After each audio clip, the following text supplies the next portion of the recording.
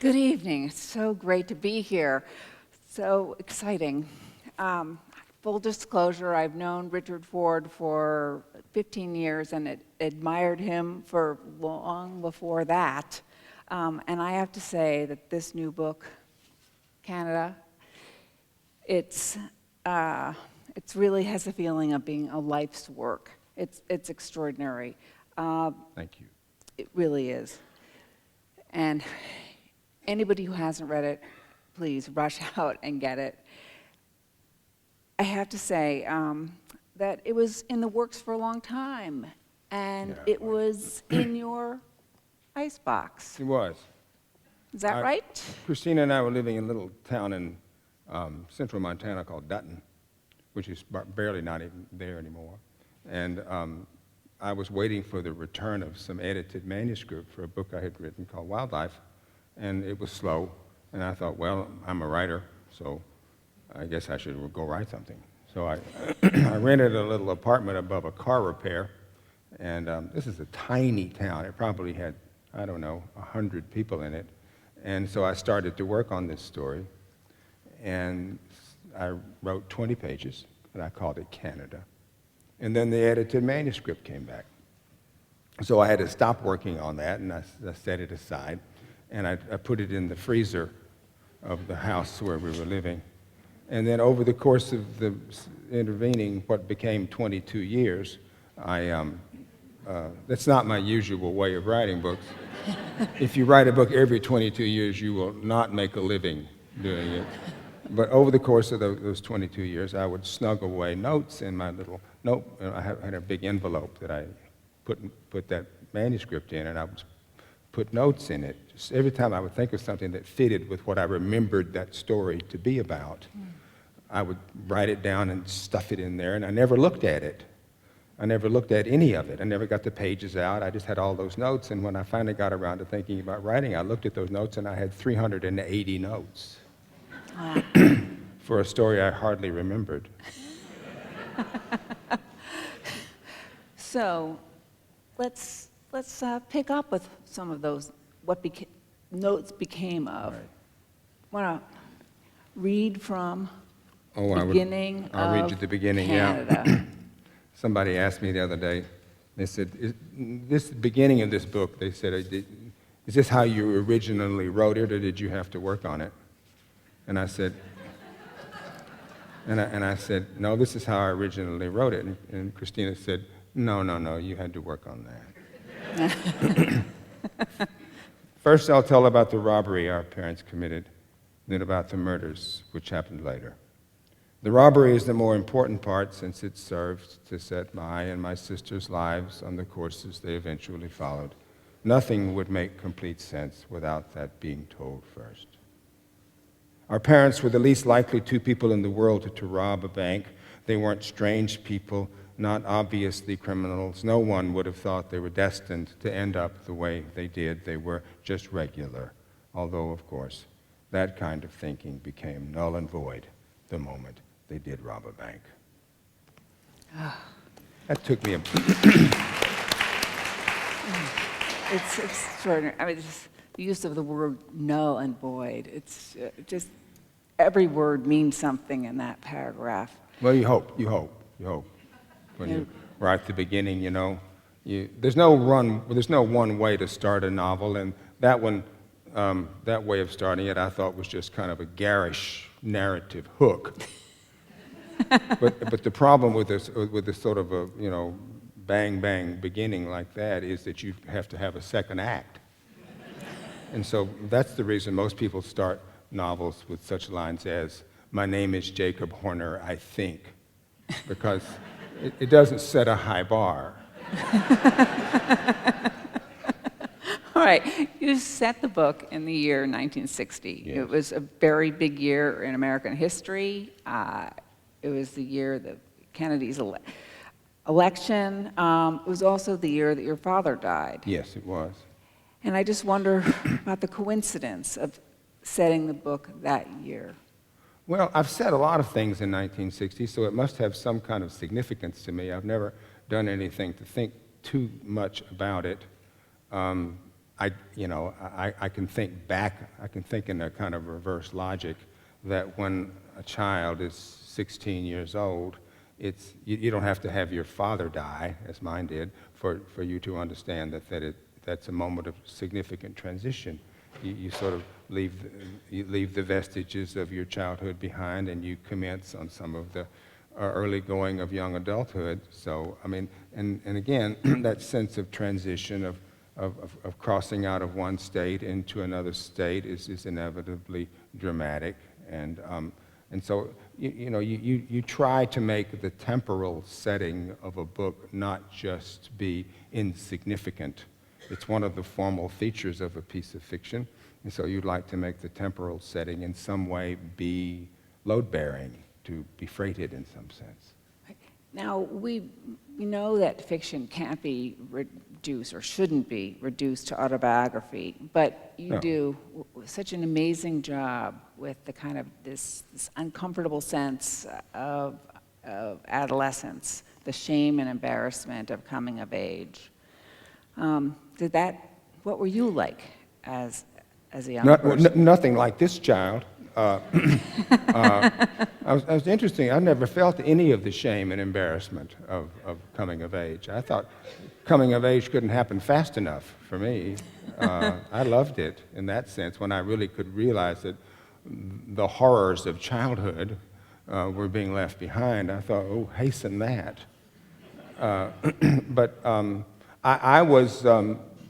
This story is about people who live in a small town in Montana, where the father leaves the Air Force and runs into financial trouble, and they rob a bank, and he has a twin sister. Nothing like that ever happened to me. I was a suburban kid in Jackson, Mississippi, whose father happened to die when he was 16.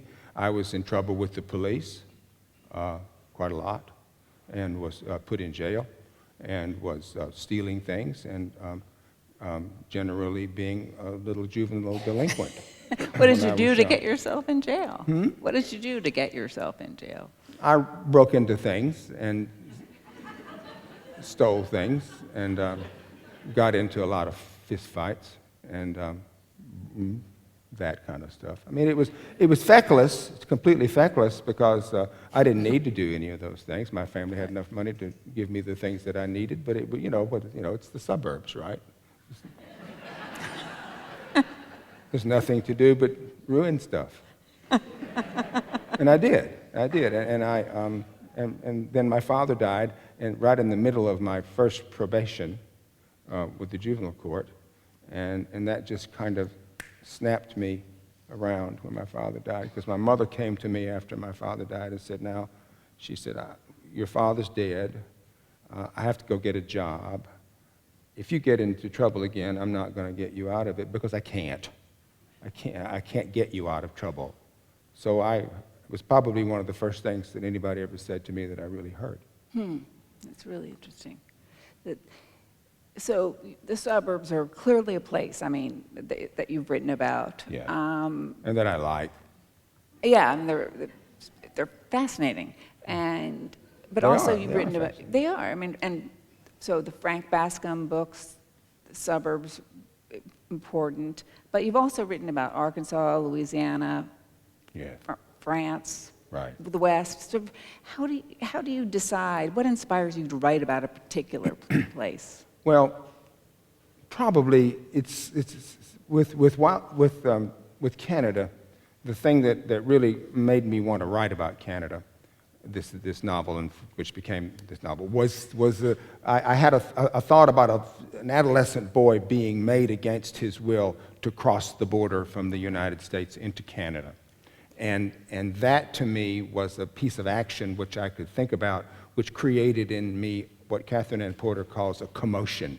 Yeah. There are all kinds of things that happen to us which seem to have no earthly significance, but somehow do, and you feel it with a kind of a little tingling in your chest somehow. Neruda calls it something kicking in my soul. When he knew there was something he wanted to write a poem about, he said he felt a kicking in his soul, which is melodramatic. Nonetheless, you do sense something about a seemingly insignificant action that makes you want to give language to it. Right. So that's what it was, really. So in many ways, Canada really is about borders. You know, it's about physical borders, Yeah. It's about moral borders, about how life can just change in a second. Yes, it is. And in a way, that kind of leads a little bit into one of my favorite parts of this book. This book is divided into 3 parts. Right. And I'm wondering if you could possibly read from part Sure. 3. I'll be glad to. And I think you should And I'll be glad to do that go too. to the lectern.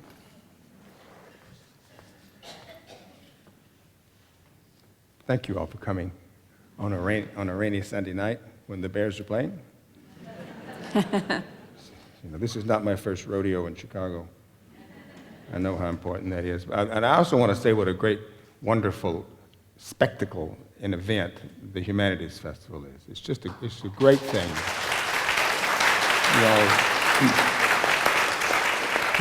You all support it, and it serves the city in so many wonderful ways.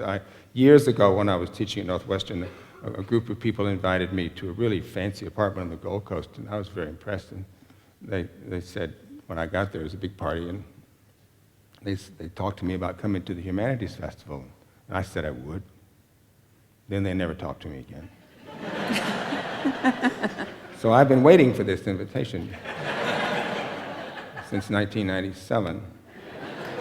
But I know this is the Midwest, things they take their time. This is the beginning of part 3 of this book. As Liz says, this is a book in 3 parts. In the first part, parents rob a bank. In the second part, after the little boy who tells this story as a man is sent off to live in Saskatchewan. Then in the third part, it is present day, and he lives in Windsor, Ontario, and is just retiring as a job and as a Canadian, having become a Canadian, retiring from a job as a teacher. I've always counseled my students to think on the long life of Thomas Hardy, born 1840, died 1928. To think on all he saw, the changes his life comprehended over such a period. I try to encourage in them the development of a life concept, to enlist their imaginations, to think of their existence on the planet not as just a catalog of random events endlessly unspooling, but as a life, both abstract and finite. This as a way of taking account. I teach them books that to me seem secretly about my young life. The Heart of Darkness, The Great Gatsby, The Sheltering Sky, the Nick Adams stories, The Mayor of Casterbridge. A mission into the void, abandonment, a figure, possibly mysterious, but finally not. These books aren't taught now to high school students in Canada. Who knows why? My conceit is always crossing a border, adaptation, development away from a way of living that doesn't work toward one that does. It can also be about crossing a line and never being able to come back. Along the way, I tell them, if not the facts, at least some of the lessons of my long life, that to encounter me now at age 66 is to be unable to imagine me at 15, which will be true of them, and not to hunt too hard for hidden or opposite meanings, even in the books they read, but to look as much as possible straight at the things they can see in broad daylight. In the process of articulating to yourself the things you see, you'll always pretty well make sense and learn to accept the world. It may not seem precisely natural to them to do this. One of them will often say, "I don't see what this has to do with me." I say back, "Does everything have to be about you? Can you not project yourself outside yourself? Can you not take on another's life for your own benefit?" It's then that I'm tempted to tell them about my young life in its entirety, to tell them teaching is a gesture of serial non-abandonment of them, the vocation of a boy who loved school. I always feel I have a lot to teach them and not much time, a bad sign. Retirement comes for me at a good moment. It's well and long accepted that I'm an American, though I've been naturalized and have held a Canadian passport for 35 years. I decades ago married a Canadian girl fresh from college in Manitoba. I own my own house on Monmouth Street in Windsor, Ontario, have taught English at the Walkerville Collegiate Institute since 1981. My colleagues are polite about my forsaken Americanness. Occasionally someone asks if I don't long to go back. I tell them not at all. It's right there across the river. I can see it. They seem both supportive of my choices. Canadians think of themselves as natural acceptors, tolerators, and understanders, but also are impatient nearly to the point of resentment that I even had to make a choice. My students, who are 17 and 18, are generally amused by me. They tell me I talk like a Yank, even though I don't, and tell them there's no difference. I tell them it's not hard to be a Canadian. Kenyans and Indians and Germans do it with ease. And I had so little training to be American anyway. They want to know if I was a draft dodger long ago. Why they even know about that, I can't fathom, since history is not what they study. I tell them I was a Canadian conscript, and Canada saved me from a fate worse than death, which they understand to mean America. Sometimes they jokingly ask me if I changed my name. I assure them I did not. Impersonation and deception, I tell them, are the great themes of American literature, but in Canada, not so much. After a while, I don't chime in anymore. Canada did not save me. I tell them it did only because they want it to be true. If my parents hadn't done what they did, if they'd survived as parents, my sister and I would have both gone along to fine American lives and been happy. They simply didn't, so we didn't. Over the years, my wife and I have taken an occasional vacation down below. We have no children and represent, in a sense, the end of our respective lines. So we've gone only where we've wanted, skipping Orlando and Orange County and Yellowstone, tending instead toward the significant historical and cultural sites, Chautauqua, the Pettus Bridge, Concord, and D.C., which my wife Claire considers a bit much, but I consider to be fine. I've enrolled in summer institutes taught by Harvard professors, visited the Mayo Clinic once, and we've often driven down and through on our trips back to Manitoba. I have never been back to Great Falls, but have been told it's a friendlier town, a town still, not a city, much better than when we lived there in 1960, and I was whisked away forever. None of that, taking me over the border, could happen now since the towers, and with the border being sealed. It is a long time ago. My parents assume an even smaller place in memory. I often remember my friend Charlie Quarters saying to me as we sat in lawn chairs watching geese that something went out of him when he drove back to Canada from the lower 48. I feel the opposite. Something always feels at peace in me when I come back. If anything goes out, it's something I want to be out. On a driving trip to Vancouver, we did once stop in the town of Fort Royal, Saskatchewan. My wife knows everything about those days and is sympathetic and slightly curious since I don't repeat the stories over and over. I told it once when we were young, assuming she should know, and since then have not much revisited it. Fort Royal itself was scarcely there. The drugstore, the empty library, the empty brick school, all gone, no trace. 2 rows of empty buildings, a co-op gas station, a post office, the disused elevator. The train yard was in operation, but seemed smaller. Oddly, the abattoir, called now Custom Prairie Meats, persisted. And the little Queen of Snows hotel with a portable sign out front saying, "Goose shooters, fall's coming, book your hunts." The Leonard Hotel itself was among the missing, its space at the edge of town disclosing no sign of it. It was summer, early July, and the harvest hadn't yet commenced. Most of the town residences were still there on the short, squared streets, many with the maple leaf flying, non-existent 50 years ago. But there seemed to be no place for someone to work. Everyone drove, I supposed, to Swift Current or farther. Partrose, Saskatchewan, which we later drove past, was altogether gone, even the elevator husk. It was as if a great vengeful engine had come through and plowed it under and salted the earth. Drove us out into the wheat fields, the crop thick and undulant. The sky was high and clear blue, the hot wind gusting and dusty and dotted with snapping grasshoppers. Hawks patrolled, lazing in the great warm dome or sitting sentry in a single tree here and there. I didn't say so, but I drove us to the extent memory could lead me, nearer to the place we buried the Americans. It's odd how a piece of ground can hold so little of its meaning, though that's lucky, since for it to do so would make places sacred but impenetrable, whereas otherwise they're neither. Instead, it all becomes part of our complex mind, to which, if we're lucky, we can finally assent. The great fields of grain swayed and hissed and sifted and shifted colors and bent and lay back against the wind where we stopped our car. I got out and breathed in the rich odors of dust and wheat and something vaguely spoiled, a thin seam only. The Americans lay under their ground, as they would have by now had they lived on longer.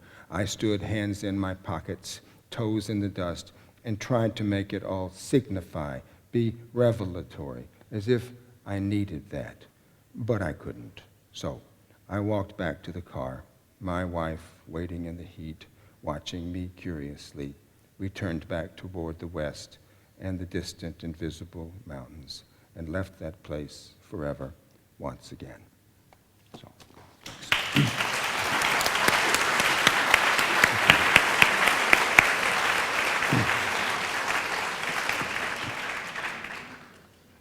It's remarkable. that was easy to write. Somehow, you get to the end of a book that you've worked on really hard, and there's a little ongoing notion in this book that depends on a line of John Ruskin's in which he says, composition is the arrangement of unequal things. And when you think about what a novel is, it is about composing, it is about marrying unequal things. And sometimes that's arduous, and sometimes it takes a long time to do it, and things don't fit together, and you have to take them away and fit them back. But when you get to the end of your book, and you fitted all these things together all through up to then, you should get to the end of your book and, by God, be able to write anything you want to. If you've done it right, it should just pretty much, the end should just kind of pop open to you. And so you can, I could have ended that book 25 different ways, but that's the way I ended it because that was the way I wrote it. And it wasn't by some dint of genius, clearly, not that. But ending the book also meant, at least for a reader, it meant letting go of Dell. And I was so sad when the book ended. I didn't want to let go of Dell. Well, thank you. I mean, that's heartening. For me, though, who makes characters out of language and has them do things that ordinary people don't do, mm-hmm. Characters always stay in my mind as pieces of artifice, so that I never think very much about letting go of them. I think they've done their work. I've used them as much as I can use them. I've attached to them all of the things that don't fit and have tried to make them fit. In other words, I don't much sentimentalize them. I think of fiction, in order to be able to be fully empowered to change them around in the way that you have to change them around all the time, I can't get too married to any fixed notion of how they are because I want to make them better. And so they're not people. People sometimes say to me, "What are your characters doing when you're not around?" You did not say that. But when people say that to me, I say, "They're not doing a damn thing. They're just waiting for me to come back and tell them what to do." One of the great things about this book is there's such fun in language. I mean, I think you all got a sense of it. The words null and void. I mean, it's just fun. Saskatchewan. It's a fun word. Great Falls. Is Yes. it Great Falls? Great Falls. Right. How do you? So, did you have fun with words? Well, I certainly like that aspect of words. I'm dyslexic, and so I'm a very slow reader. And by being a very slow reader, which ill-suited me for law school, I actually tried to get into Northwestern Law School and was turned down. So it's nice to get to be here tonight. Quite unexpected, I should say. But I read so slowly that I am admitted by reading slowly to those qualities of language which are not just the cognitive qualities. I'm admitted to all those qualities which you might call poetical, which is to say how words look on the page, how many syllables they have, how many glottals and fricatives and sibilants they have in themselves. Mm-hmm. And so those become at least, I won't call them issues, but they become things that I'm sensitive to that would cause me to choose null and void over, say, nugatory. Because I kind of, and likewise with Saskatchewan, I'm happy every time I see the word Saskatchewan on the page. Yeah. And Canada, I think I called the novel Canada because Canada, what is it? It's a dactyl. It's Canada, da-da-da, like that. I like to hear that on the page, and likewise with Great Falls. Sometimes you can say Great Falls as an iamb, and sometimes you can say it as a trochee. And while that may seem to you slightly over-refined, it is nonetheless true that where the rubber meets the road in writing novels is in word choices. And so that's the thing that the novel forces the reader to experience, is this word, next word, that word. And so choosing words is all important to me. So thinking back to the passage you read, in a way I kept thinking that Dell is sort of, his life is about books. And he is this bookish boy, he loves books. Books like you mentioned, Great Gatsby, Sheltering Sky. Becomes an English teacher. Yeah. Were those particularly books that spoke to you, that you imagined speaking to Dell? Well, I read them. How did you come up with those books of all the books? I read them, and I guess they must have meant something to me, but I was, I mean, they got onto those pages somehow or other. I mean, there's none of those books that I haven't read,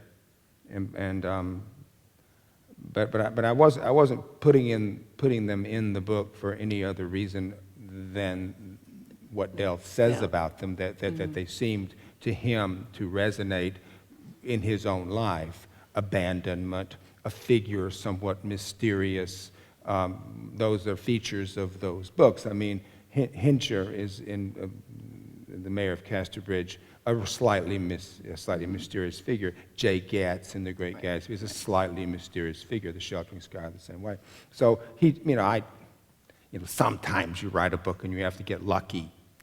You have to get lucky a lot, in fact. But I think I came to the end of the book fully empowered that I had written a good book, and again I felt that I was choosing right, and in choosing those books I just kind of did them instinctually. So, thinking about language, and just would like to also just sort of talk about the writing process. I know that I think when I last saw you here in Chicago at our Lit Fest, you were heading back to Maine to go through a process of reading the book to Christina, your wonderful wife who is here. Right. I did. Can you talk about the process of reading it aloud? Well, all these books, 10 books, I read to Christina aloud, which takes a month, all day, every day. She with a manuscript, me with a manuscript, and I'm just reading it aloud. Partly it's to be sure that all the words are in the right place, because words, if you're dyslexic, words trick around, as you may know. Gremlins move them, and so I have to be sure all the words are in the right place. But I also feel like if I can say things, if I can speak something, then I'm not saying that she's just an auditor, because she's not an auditor, but if I can speak something, I can see if it seems implausible or if it seems wrong. And then she has her own intelligence to bring to this, and so she will say to me, you know, read that sentence again. I don't like that word. That word doesn't sound right to me. Or that sentence seems awfully long. Wouldn't you like to break that sentence up into about 6 different parts? Or, you know, is that really the word you want to choose? And so we do that for about 8 hours a day for about 5 weeks. And but I couldn't finish books if she was unwilling to do that. And I mean, and it's a huge generosity, needless to say. But as she has said, you know, I don't want it to be that a book reviewer tells you something's wrong with your book that I can tell you is wrong with your book beforehand. And that really saves me a lot of misery.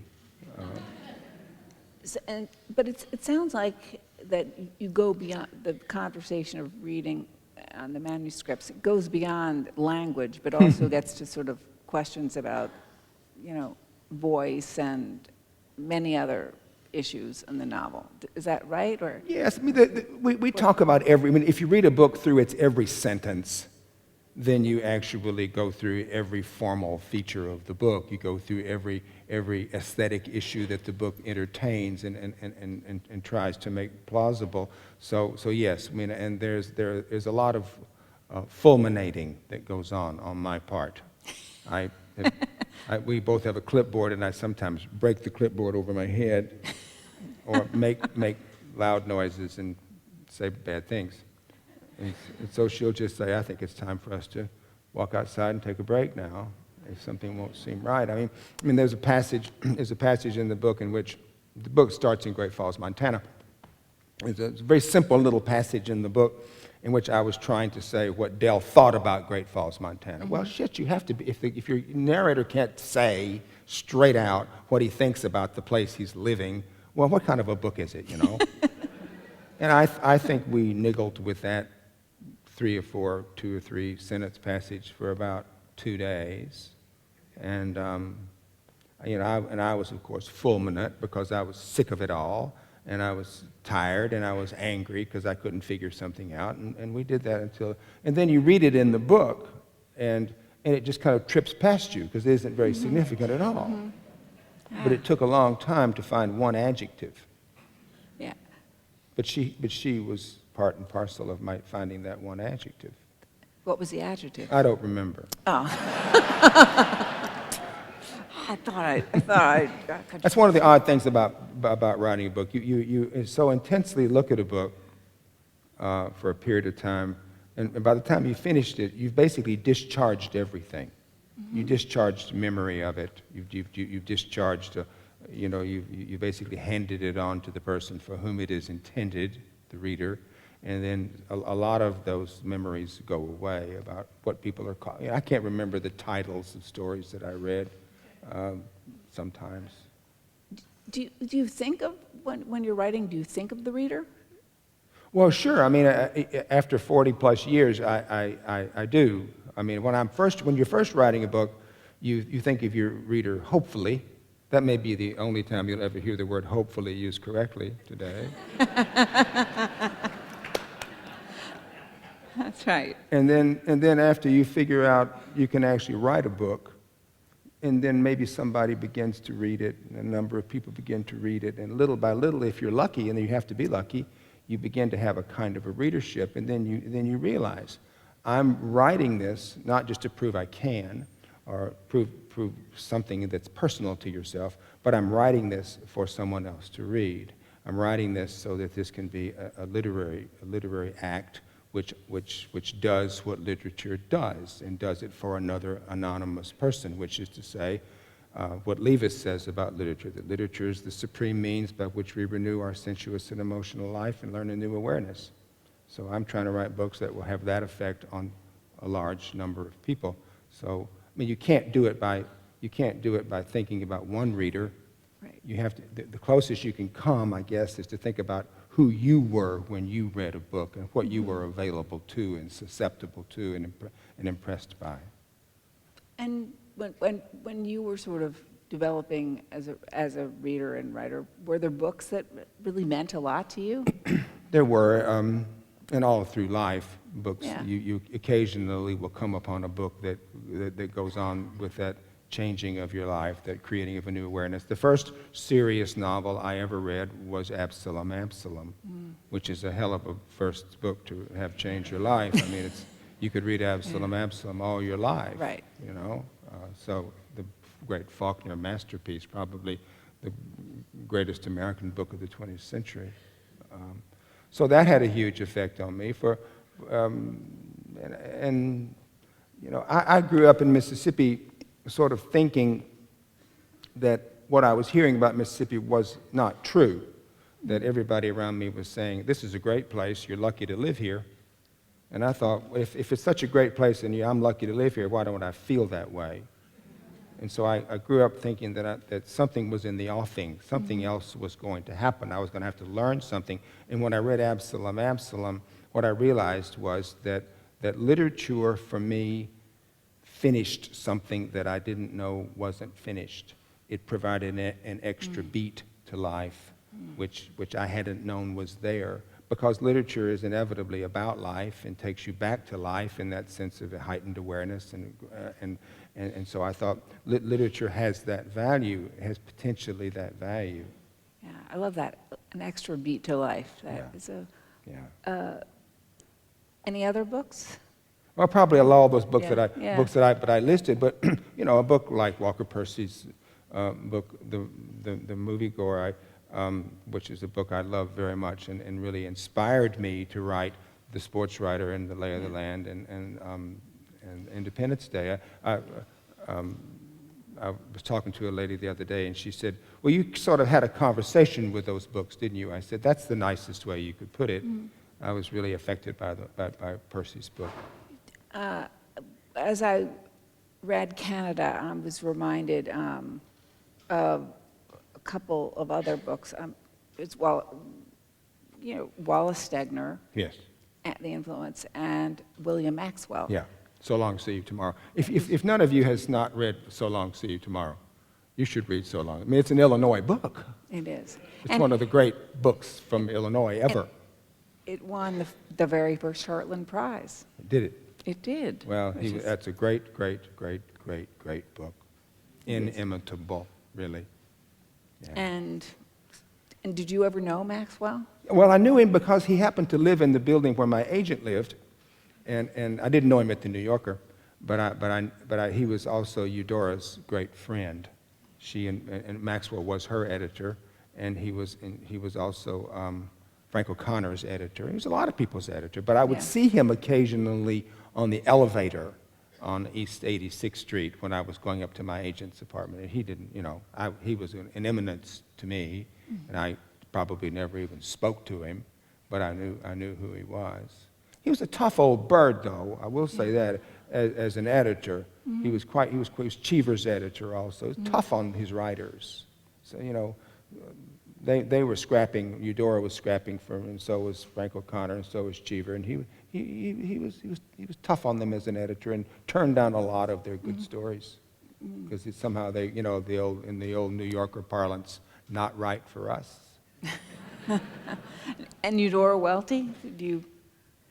Well, Eudora was a friend of mine, and I grew up in the same neighborhood as she did. Yeah, and I was her literary executor in the last years of her life. So it was a lot easier to be a writer in Jackson, Mississippi because of Eudora, because that sense of permission that you need, and I know that's sort of a hackneyed term these days, but to be a kid who might have wanted to be a writer when what your parents wanted you to do was something else, was a lot easier because you could just think to yourself, even if you never said it, well, you know, over on Pinehurst Street, there's this lady who's doing quite well, being a pretty good writer. And so even if you never articulated that to your parents, it was in the air. Literature in Mississippi, as it is to this day, is in the air. And what are you reading these days? I'm reading Philip Larkin's letters to his girlfriend. It's called Letters to Monica. And I'm also reading John Banville's book, Ancient Light. A wonderful, wonderful book. And the letters, you know, you can sort of read a book of letters off and on. You can pick them up and put it down. So whenever I reach a point. I'm liking Banville's book so much that I don't want to read it through fast. So I stop periodically, and then when I do, I read the Larkin letters. And Larkin is, of course, the English poet, and the letters are wonderful. Yeah. And so do you read on with a real book, or on Oh, no, I these? read real books. I'm still strong enough to carry these. No temptation to No, the tablet? I've got and nothing against Yeah. e-readers, though. I mean, e-readers are fine. I mean, you know, they fit into people's briefcases and they fit into people's lives. And I ride a lot of airplanes, and I see people reading books on e-readers, and you can change how big the font is. You can do all kinds of things to facilitate your reading. So why shouldn't you do it if you can? I mean, I think it's a great thing for people who can't carry books around for whatever reason. So I wouldn't be stupid enough to want to get in the way of a technology that's basically being driven by nothing but money. Because I might end up getting some of it.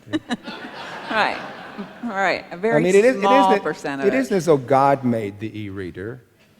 The e-reader was made by technology so that people could quit making these things, because these things are very expensive. Probably in my lifetime, these will become the business of antiquaries. Oh, well, hell, I mean, All right. Anyway, Just- so enough of that. So, I love books. I don't Right. have an e-reader, okay? I'm innocent. My hands are clean here. all right. And so, what do you have in your icebox in the way? Well, as of this week, I have a lot of dead birds, because I just came Right. back from Montana pheasant hunting. So I sent back a bunch of birds. But there's also lots of manuscript stuff in there, too. My parents were Arkies from western Arkansas, and they grew up in wood houses where there was a fire stove, and so they were always afraid that, and rightly so, that the house would burn.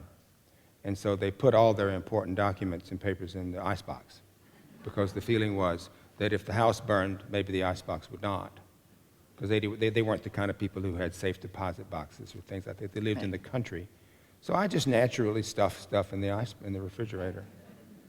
But you can open my refrigerator right now, you see a lot of dead birds and a lot of stacks of paper. I hope that plastic separates them very clearly. You don't want them all drippy and everything. Have we lost you? We were waiting for our signal. No, anyway, no. Where did the signal lady go? That was great. Thank you very much. That was just fascinating, so much fun. Mr. Ford would be delighted to sign copies of Canada and one other book of your choosing, just to the right as you leave the auditorium. And thank you again. Thank you for joining us.